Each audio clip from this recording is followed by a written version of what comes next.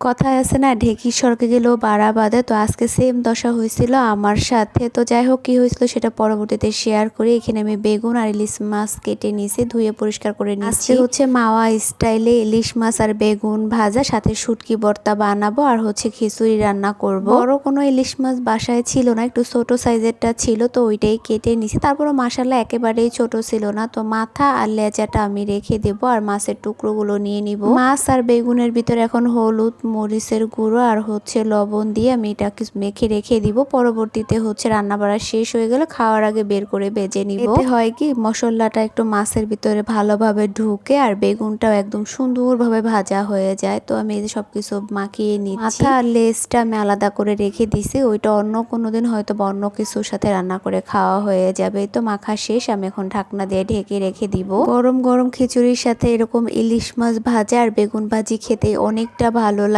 আর এই যে মাথা আর লেজ এখন হচ্ছে আমি এগুলো সব ডিপ ফ্রিজে তুলে রাখবো। আজকে সকালবেলা হঠাৎ করে শরীরটা আমার এত পরিমাণে খারাপ হয়ে গেছিল, আসলে আমি বুঝতে পারিনি। প্রতিদিনের মতো সকালবেলা ঘুম থেকে উঠে নাস্তা টাস্তা করে যা হাতে কাজ থাকে ওগুলো শেষ করে তারপর হচ্ছে আমি বসে থাকি। তো প্রতিদিনের মতো আজকে হচ্ছে এই সেম কাজ। তো হঠাৎ করেই হচ্ছে আমার শরীরটা খারাপ হয়ে যায়, পরিমাণে খারাপ হয়ে যায় যে আমি উঠে দাঁড়ানোর মতো শক্তি ছিল না আমার। তো যাই হোক, সারাদিন শুয়ে থেকে আসরের নামাজটা পড়ে তারপরে হচ্ছে নিয়ে একটু বাহিরে গেছিলাম। টুকটাক অনেক প্রয়োজনীয় জিনিস লাগবে, যেহেতু আমি বাড়ির থেকে আসার পর থেকে আর মাসের বাজারটা ওইভাবে করা হচ্ছে না। যখন যেটা লাগে সে সময় সেটা কিনে আনি। নারকেল তেল আর পেস্ট শেষ হয়ে গেছিল, তো ওই দুটো নিয়ে আসছি। তারপরে কিছু কলাও কিনে নিয়ে আসলাম আর এইখানে কিছু কাঁচা সবজি কিনে নিয়ে আসছি। সবকিছু এখন আমি একে একে বের করে গুছিয়ে নিব। আমার বাসায় আর কোনো সবজি থাকুক বা না থাকুক, লেবু, টমেটো, ধনিয়া পাতা এটা আমার থাকতেই হবে। এছাড়া মনে হয় কি আমার রান্না পরিপূর্ণ হয় না। সবকিছু আমি বের করে গোছগাছ করে রেখে মাগরিবের নামাজটা পড়ে তারপরে হচ্ছে আমি চলে আসছি রান্নাঘরে। তো ওইখানে হচ্ছে ছোট ছোট করে লইটা শুটকি কেটে আমি সেদ্ধ বসিয়ে দিয়ে এখানে চাল টাল ধুয়ে পরিষ্কার করে নিয়ে খিচুড়িটাও আমি এখানে রান্না বসিয়ে দিচ্ছি। আর আমি সবসময়ই হচ্ছে প্রেশার কুকারে খিচুড়ি রান্না করি। প্রেশার কুকারের খিচুড়িটা আমার এত ঝরঝরা হয় আর একদম পারফেক্ট হয়, খেতেও অনেকটা মজা হয়, যার কারণে আমি সবসময় হচ্ছে প্রেশার কুকারে রান্না করি। তো খিচুড়িটা বসিয়ে দিয়ে এখানে হচ্ছে শুটকিগুলো একদম সেদ্ধ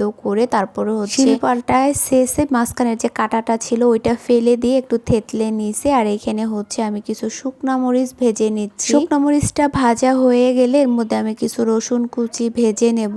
আজকের এই লইটা শুটকি ভর্তাটা হচ্ছে আমি একদম কক্সবাজারের স্টাইলে বানাবো। এইভাবে এর আগেও হচ্ছে এরকম শুটকি বানানো খাওয়া হয়েছে, অনেক ভালো লাগে খেতে, যার কারণে আজকেও বানাচ্ছি। রসুন কুচিটা একটু বাদামি কালার হয়ে আসলে ওর ভিতরে হচ্ছে আমি এখন শুটকিগুলো দিয়ে একটু ভেজে নিব। শুটকির ভিতরে আমি তেলের পরিমাণটা একটু কম ব্যবহার করছি, কারণ শুটকিটা একটু বেশি তেল দিয়ে ভাজলে অনেক মচমচা হয়, খেতেও অনেকটা ভালো লাগে, এভাবেও মচমচা হয়। আর আজকে শুটকিটা আমি ভাজতেছি সরিষার তেল দিয়ে। অতিরিক্ত তেল দিয়ে দেখা যায় ভাজলে ওই তেলটা পরবর্তীতে কোনো কাজে লাগে না, ফেলে দেওয়া লাগে, যার কারণে তেল দিয়েই ভেজে নিলাম। শুটকিগুলো ভাজা হয়ে যাবার পর এইখানে হচ্ছে আমি এখন ভর্তাটা মেখে নেব। এই জন্য পরিমাণ মতো পেঁয়াজ কুচি, ধনিয়া পাতা কুচি আর শুকনো মরিচ চটকিয়ে নিয়ে তারপরে এখানে ভাজা রসুন আর শুটকিগুলো দিয়ে আমি ভালোভাবে চটকিয়ে মেখে নিছি। এর ভিতরে এখন সামান্য পরিমাণে সরিষার তেল দিব। যেহেতু আগে থেকে সরিষার তেল দিয়ে ভাজা ছিল, এখন কাঁচা একটু তেল দিলে সরিষার একটা ঘ্রাণ আসবে, যার কারণে দিয়ে দিলাম। আর এইখানে হচ্ছে ভর্তাগুলো বানিয়ে রেখে আমি মাছ আর বেগুনগুলো ভেজে নিচ্ছি। শরীরটা যত খারাপই থাকুক না কেন, পরিবারের কথা চিন্তা করতে গেলে রান্না করতেই হবে। আর মেয়ে মানুষের জীবন যত কষ্ট বা যত শরীর খারাপ থাকুক না কেন, রান্না করে যেতেই হবে। এদিকে আমার যে বেগুন ভাজা, তারপর ইলিশ মাছ ভাজা আর ভর্তা করাও হয়ে গেছে। এই যে খিচুড়িটাও আমার একদম পারফেক্ট হয়ে গেছে। ঢাকনাটা খুলে আমি এখন একটু নেড়ে চেড়ে নিব। খিচুড়িটা না প্রেসার কুকারে রান্না করলে ঝরঝরা হয়, কিন্তু খিচুড়িটা একটু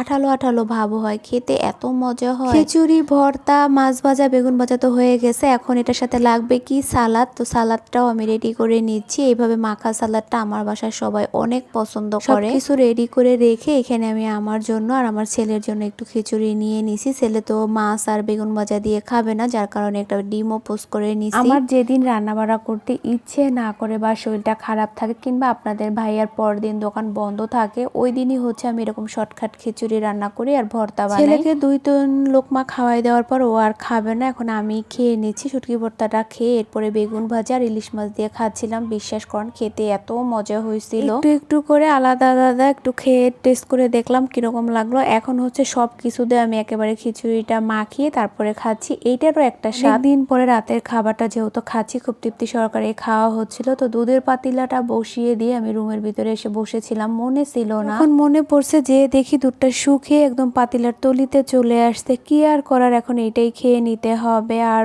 আমি তো অ্যান্টিবায়োটিক ওষুধ খাই যেহেতু আমার কিছু সমস্যা, যার কারণে দুধ আর ডিম আমাকে মাস্ট খেতেই হবে, তা না হলে তো আমি উঠে দাঁড়াতেও পারবো না। দেখেন কি পরিমাণ ওষুধ আমাকে প্রতিদিন 3 বেলায় খেতে হয়। আমার ওষুধগুলো আসলে খেতে ইচ্ছা করে না, কিন্তু তারপরও বাধ্যতামূলক খেতে হয়। সামান্য একটু সমস্যার কারণে ডক্টর কতগুলো ওষুধ দিছে, এখন আসলে ডাক্তারের কাছে গেলেই হচ্ছে ওষুধ আর এক কাট্টি করে টেস্ট দিয়ে বসে থাকে। রোগ যাই হোক না কেন, তো খাওয়া দাওয়া সবকিছু শেষ, এখন শুয়ে পড়বো, বিছানা রেডি করে নিচে। আর আমার ছেলের অবস্থা প্রতিদিনই ও এরকম করে, ওর বালিশ রেখে ও আমার বালিশে এসে এইভাবে একটা কোল বালিশে মাথা দিবে আর একটা কোল বালিশে পা দিয়ে শুয়ে শুয়ে টিভি দেখবে। অসুস্থ শরীর নিয়ে এই ছিল আজকে রাতে রান্না বাড়া খাওয়া দাওয়া। তো কেমন লাগলো সবাই কমেন্টে জানাবেন। ভালো থাকবেন। আজকের ভিডিওটা এই পর্যন্ত। আল্লাহ হাফেজ।